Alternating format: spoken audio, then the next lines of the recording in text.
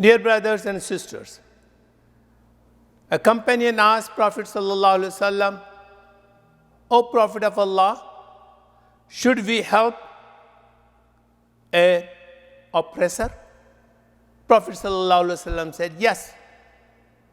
And this hadith has been quoted in Bukhari, hadith number 2444. Hazrat Ans radiallahu anh said, Prophet ﷺ said, help your brother whether he is an oppressor or he is being oppressed. People ask, O Prophet of Allah, if somebody is oppressed, yes, we should help him to get him out from this oppression and help him out so that the oppressor doesn't oppress the people. But how can we should help an oppressor? Prophet ﷺ said, you should help the oppressor by stopping him from oppressing other people. Dear brothers and sisters, what do we learn from this hadith?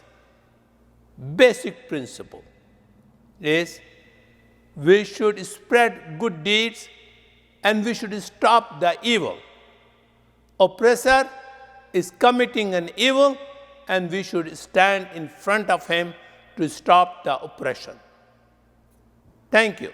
Allahumma salli ala Sayyidina Muhammadin